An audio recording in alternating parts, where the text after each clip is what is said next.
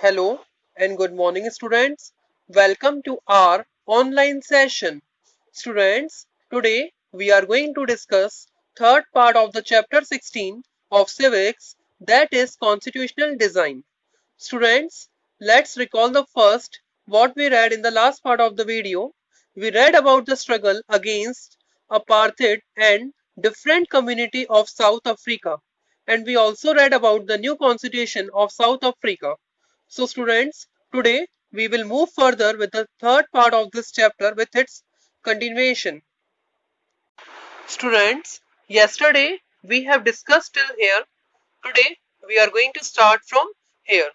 So students, after the emergence of the new democratic South Africa, black leaders appealed to fellow blacks to forgive the whites for the atrocities they had committed while in power. So students, तो देखिए नया democratic south Africa बनने के बाद जो black leaders थे उन्होंने अपने साथी ब्लैक से ब्लैक से यानी ब्लैक लोगों से ये अपील की जो व्हाइट लोग हैं उनको माफ कर दे। व्हाइट लोगों ने जो भी एट्रोसिटीज की हैं पावर में रहते हुए उन सभी को आप भूल जाएं और उन सभी को माफ कर दें। So they said, let us build a new South Africa based on equality of all races and men and women, on democratic values, social justice and human rights. The party that ruled through oppressions and brutal killing and the party that led the freedom struggle sat together to draw up a common constitution. So students, उन्होंने कहा यानी black leader से कहा कि हमें एक ऐसा south Africa बनाना है जहां पर सभी लोगों को इक्वालिटी हो और जहां पर सभी रेसेस के लोग जिसमें कि महिलाएं भी और पुरुष भी शामिल हो उन सभी को डेमोक्रेटिक वैल्यूज के आधार पर सोशल जस्टिस मिले और ह्यूमन राइट्स मिले। तो देखिए इसके साथ ही जो पार्टी जो ऑपरेशन और ब्रूटल किलिंग के साथ रूल कर रही थी और जो पार्टी फ्रीडम स्ट्रगल को लेकर सामने आई थी लोगों का समर्थन लेकर, वो सभी एक साथ बैठे और नए कॉन्स्टिट्यूशन का उन्होंने निर्माण किया और एक तरीके से वो राजी हो गए एक नए कॉन्स्टिट्यूशन पर। Okay, so students, after 2 years of discussion and debate, they came out with one of the finest constitution the world has ever had. तो 2 सालों के लंबे डिस्कशन के बाद आपस में सरकारों के बीच में कम्युनिटीज के बीच में बहुत लंबा डिस्कशन चला 2 साल, उसके बाद एक फाइनेस्ट कॉन्स्टिट्यूशन जो है वर्ल्ड का वो निकलकर सामने आया जैसा कि वर्ल्ड में हो सकता था। ठीक है, the constitution gave to its citizen the most extensive right available in any country, और इस कॉन्स्टिट्यूशन ने अपने सिटीजन्स को मोस्ट एक्सटेंसिव राइट्स जो किसी देश के नागरिकों के पास होने चाहिए वो अवेल कराए। ठीक है, together they decided that in search for a solution to the problems nobody should be excluded, no one should be treated as demon. Students, उन्होंने ये डिसीजन लिया कि अगर हम किसी प्रॉब्लम का सोल्यूशन निकालेंगे तो उसके लिए हम किसी को भी बाहर नहीं रखेंगे, सोल्यूशन निकालने के लिए सभी को इंक्लूड करेंगे और किसी को भी शैतान के रूप में दिखाने की कोशिश नहीं करेंगे। Okay, so students, they agreed that everybody should become part of the solutions whatever they might have done or represented in the past. Okay, तो देखिए जो दोनों पार्टीज थे वो इस बात पर राजी हो गए कि अगर कोई प्रॉब्लम का हम सॉल्यूशन निकालेंगे तो उसमें हम दोनों एक साथ मिलकर सॉल्यूशन निकालेंगे, चाहे हमने कोई भी काम किया हो, चाहे हम पास में किसी भी पार्टी की विचारधारा को रिप्रेजेंट करते हो, हम अब एक साथ मिलकर अफ्रीका को फ्यूचर देखेंगे और एक साथ मिलकर सॉल्यूशन निकालेंगे।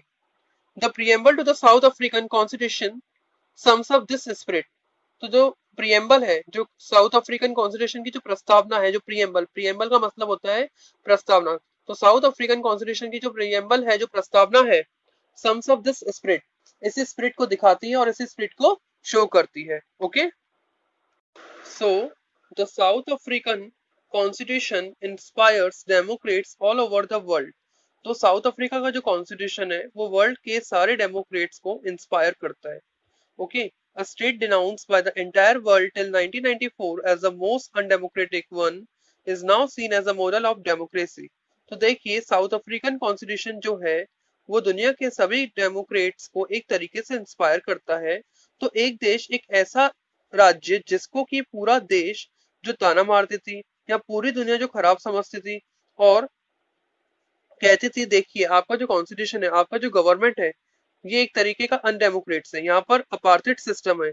लेकिन इस पूरे सिस्टम के आने के बाद, यानी डेमोक्रेसी के आने के बाद, अब पूरे वर्ल्ड में साउथ अफ्रीका को मॉडल ऑफ डेमोक्रेसी के रूप में देखा जाता है। It is looked as model of democracy. What made this change possible was the determination of people of South Africa to work together to transform bitter experience into binding glue of rainbow nation. Okay, तो आखिर आखिर चीज possible कैसे हो पाई, आखिर possible हो कैसे पाया? ये चीज पॉसिबल तभी हो पाई कि वहां के लोग थे, यानी साउथ अफ्रीका के जो लोग थे, वो एक दूसरे के साथ काम करने के लिए तैयार थे, चाहे वह किसी भी कम्युनिटी के हों, और अपने जो खराब एक्सपीरियंस थे, उनके जो बिटर एक्सपीरियंस थे, उनको एक तरीके से रेनबो नेशन के रूप में बांधने के लिए तैयार हुए। रेनबो नेशन के कहने का मतलब है कि जहां पर व्हाइट, ब्लैक, दूसरे कम्युनिटी के लोग हैं, दूसरे स्किन कलर के लोग हैं, तो इसे हम बोलते हैं rainbow nation. Okay, students. So speaking on the South African Constitution, Mandela said, means south Africa की कॉन्स्टिट्यूशन के ऊपर नेल्सन मंडेला ने कुछ कहा है। तो जिस तरीके से उन्होंने कुछ पहले भी लाइंस कही हैं, इस तरीके से उन्होंने कुछ और भी लाइंस कही हैं। So I read, the Constitution of South Africa speaks of both the past and the future. On the one hand, it is solemn pact in which we as the South African declare to one another that we shall never permit a repetition of our racist, brutal, and repressive past. But it is more than that. It's also a chapter for the transformation of our country into one which is truly shared by all its people. A country which, in the fullest sense, belongs to all of us, black and white, women and men. So, students, I just explain. एक तरफ तो ये हमें बताता है कि हम south Africa के लोग हैं। ये जो पूरी चीजें हुई थी हमारे देश में, कि लोगों के साथ अत्याचार था, भेदभाव होता था, उनको दबाया जाता था, इसको हम कभी भी आगे नहीं लाने देंगे। पर हमें यह भी बताता है कि देश का ट्रांसफॉर्मेशन कैसे होगा, किस तरीके से सब लोगों का साथ लेकर कंट्री को इस तरीके से बनाया जाएगा कि सबकी हो, ये कंट्री सबकी हो, ब्लैक की भी हो, व्हाइट की भी हो, मैन की भी हो और वुमेन की भी हो। मींस इस कंट्री पर सबका हुक्म। ओके, सब लोग रहते हैं, इसमें किसी तरह का भेदभाव नहीं किया जाए, सबके बीच में किसी के बीच में भी डिस्क्रिमिनेशन नहीं किया जाए, सबका साथ सबका विकास लेकर चला जाए, है ना। तो मतलब इसमें क्या हो, सबको एक साथ इक्वालिटी दिया जाए, इक्वालिटी के बेसिस पर लाया जाए। तो इस तरीके से नेल्सन मंडेला जो थे वो फ्रीडम फाइटर थे और वो डेमोक्रेट्स के भी फाइटर थे। ठीक है, तो ये जो थे साउथ अफ्रीका में सबसे इंपॉर्टेंट पर्सन जो है माने जाते हैं। Okay, so students, let's begin topic 2.2, that is why do we need a constitution. हमें कॉन्स्टिट्यूशन की जरूरत क्यों होती है, why do we need of a constitution. So let's start. The South African is a good way is a good way to understand why we need a constitution and what do constitution do.